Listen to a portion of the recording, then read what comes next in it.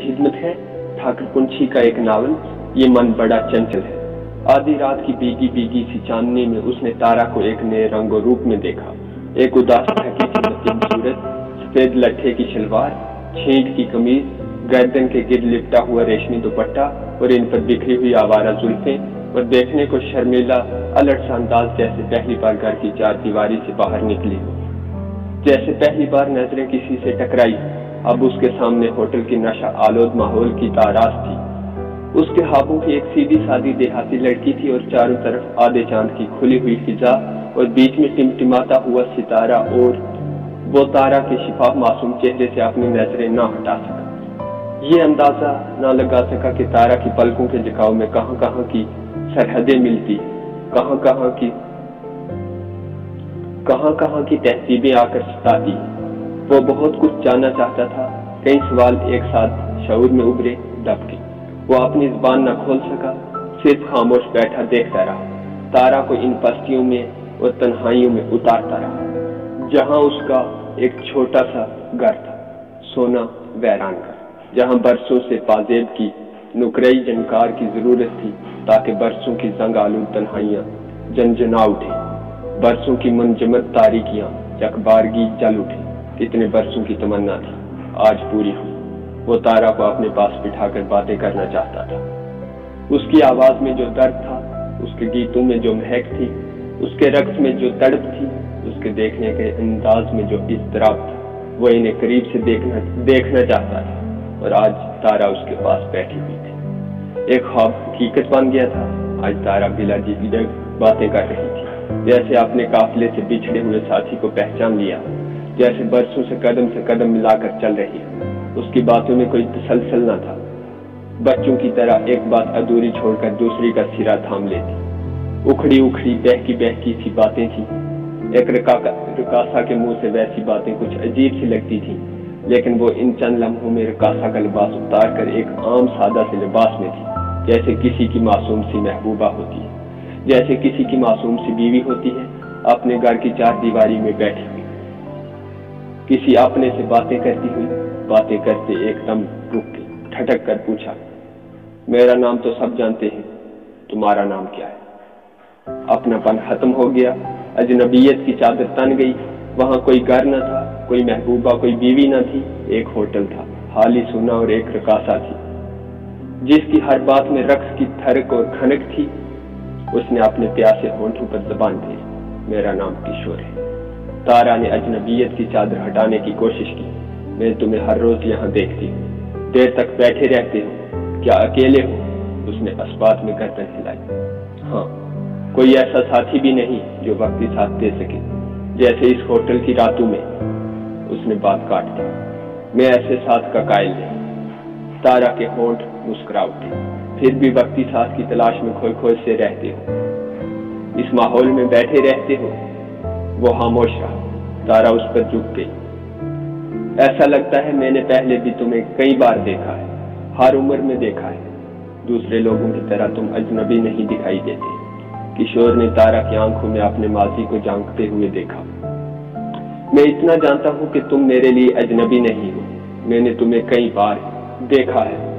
तारा खिलखिलाकर हंस पड़ी। सपनों में देखा होगा, मैं सपने देखने का आदी नहीं, सच कह रहा। तारा ने उसकी आंखों में झांका। कब देखा, कहाँ देखा? किशोर बहुत पीछे लौट गया। उम्र की किताब के बोझ से वर्क आंखों के सामने बिखर गए। जब तुम 10-12 वर्ष की थी और एक करेहिया सूरत अधेड़ उम्र मर्द का हाथ थामे शहर के बड़े बाजार में घुमा करती थी। तारा को जैसे अपने लड़कपन याद आ गया। हाँ, वो मेरा चचा था। उसने बाप की तरह मुझे पाला पोसा। आज मैं बेटा बनकर उसकी खिदमत कर रही हूँ। किशोर ने अपनी बात जारी रखी। तुम्हें देखने के लिए हर रोज एक अंधेरे नुक्कड़ पर खड़ा रहता था, तुम्हारा इंतजार किया करता था। तारा ने जैसे उसका दिल टटोलने की कोशिश की। तुम मुझसे प्यार करते थे। किशोर ने जोर जोर से गर्दन हिलाई। मुझे मालूम ही ना था प्यार क्या होता है। तुम्हें देखकर सिर्फ इतना महसूस करता कि मैं अजनबी फिजाओं में नहीं, मैं अपने साथियों से बिछड़ा हुआ नहीं। आज भी मेरे बचपन की पगडंडियां मेरे कदमों के साथ दौड़ रही है। तारा भी जैसे अपने माजी की दंदलकों में गुम हो गई। ایک دھندلا سا چہرہ میری آنکھوں کے سامنے ابھر رہا ہے۔ کشور نے اسی روح میں اپنی بات جاری رکھی۔ تم مجھے دیکھ کر ٹھٹک جاتی، تمہارے ہونٹوں پر ایک شرمیلی انجانی سی مسکراہٹ توڑ جاتی، جیسے میں تمہارے بچپن کی کوئی یاد تھا جس کا چہرہ تم نے راہ چلتے اچانک پہچان لیا ہو۔ تارا بت بنی اسی پر جھکی رہی۔ کشور نے اپنی آنکھیں موند لی۔ اور پھر ایک دن میں نے تمہیں اس عمر میں بھی دیکھا، جب تم ایک حسین سی جوانی کو اپنائے ہوئے تھی، جس کے نازک کوئی تلے دبی دبی سی لگتی تھی، اور ایک نوجوان خوش شکل لڑکے پر جھکی جھکی سی اپنے پرانے راستوں کو نئے قدموں سے ناپنے کی کوشش کیا کرتی تھی۔ تارا کا چہرہ کھل اٹھا۔ وہ روشن تھا، اب بھی میرے ساتھ ہے۔ وہ گیت لکھتا ہے، میں اس کے گیت گاتی ہوں۔ میں نے یہ دنیا اس کی خوشیوں کے لیے اپنائی۔ مجھے اپنی اس زندگی سے نفرت ہے، لیکن مجھے روشن کے سپنوں سے پیار ہے۔ نہ جانے اس کے سپنے کب پورے ہوں گے۔ کشور اپنے پرانے راستوں میں کھوئے ہوئے بولا۔ کبھی کبھار اندھیرے اجالے میں نظروں سے نظریں ٹکرا جاتی ہیں۔ تم گور گور کر دیکھنے لگتی، جیسے بیتی عمر کے لمحے آنکھوں کے سامنے تھر تھرا اٹھے ہوں۔ تارا نے سوچنے کے انداز میں کہا، مجھے یاد ہے، لیکن میں بھول گیا، اپنی دنیا میں کھو گیا۔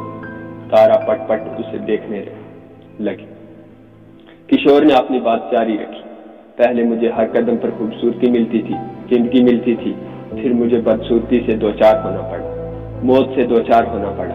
جو کچھ پیچھے تھا وہیں رہا، جو کچھ ساتھ لا سکے وہ نئے حالات میں ختم ہو گیا۔ پہلے ماں چلی گئی، پھر باپ چلا گیا، دونوں نئے حالات کا مقابلہ نہ کر سکے۔ پیچھے میرے لیے جوان بہنوں کا بوجھ چھوڑ کے اپنی ادھوری تعلیم اور اپنے آپ کو بھول کر بہنوں کی زندگیاں سنوارنے میں لگ گیا۔ فارغ ہو کر اپنی عمر پر نظر دوڑائی، بوڑھی سی لگی۔ اپنی بھولی بسری تمناؤں کو ٹٹولا، ان کی یادوں کے چہروں کو ڈھونڈا، کہیں دکھائی نہ دی، اور آج میرے پاس سوائے بجھے ہوئے دل کے کچھ بھی نہیں۔ تارا نے گمبھیر سر میں پوچھا، کسی نے تمہارے بجھے ہوئے دل میں پیار کی جوت نہیں جلائی؟ کشور نے نفی میں گردن ہلاتے ہوئے جواب دیا، میں کسی دوسری ہی دنیا کا انسان بن گیا۔ مجھے اپنی تنہائیوں سے ہی پیار ہوا۔ میری قدموں کے سامنے ایک ہی راستہ تھا، گھر سے دفتر تک کا راستہ۔ اسی کو ناپتے آج تک کی عمر بیت گئی۔ اسی اتنی بڑی دنیا میں صرف ایک انسان میرا انتظار کرتا ہے، وہ ہے میرا پرانا ملازم، جسے نہ فسادات ختم کر سکے، نہ میرے ماں باپ اپنے ساتھ لے گئے، اور نہ ہی میری بہنیں اس سے کوئی ٹھکانہ دے سکی۔ اسے موت سے بے حد پیار ہے، پھر بھی جیے جا رہا ہے۔ شاید موت اپنانے کا یہ بھی کوئی انداز ہوگا۔ کشور جذباتی ہو گیا، اس کی آواز نے ساتھ چھوڑ دی۔ تارا نے دبی زبان میں پوچھا، اپنا پرانا راستہ چھوڑ کر تم نے یہ نیا راستہ کیسے اپنا لیا؟ کشور نے بامشکل آواز نکالی، ایک بار کسی دوست نے تمہارے رقص اور آواز کی تعریف کی، نہ چاہتے ہوئے بھی غیر شعوری طور پر یہاں تک پہنچ گیا، تمہیں دیکھا، پہچان لیا۔ حالانکہ آنکھوں کے سامنے وقت اور عمر کی دھند چھائی ہوئی تھی، حالانکہ نئے ماحول میں تمہیں پہچاننا بھی مشکل تھا، یہ ماحول مجھے پسند نہیں، پھر بھی روز آتا جاتا ہوں۔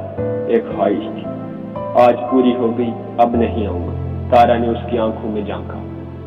کون سی خواہش تھی جو آج پوری ہو گئی؟ تمہیں اس لباس میں دیکھنا چاہتا تھا، تم سے باتیں کرنا چاہتا تھا۔ گزری ہوئی عمر کی باتیں، آج وہ خواہش پوری ہو گئی۔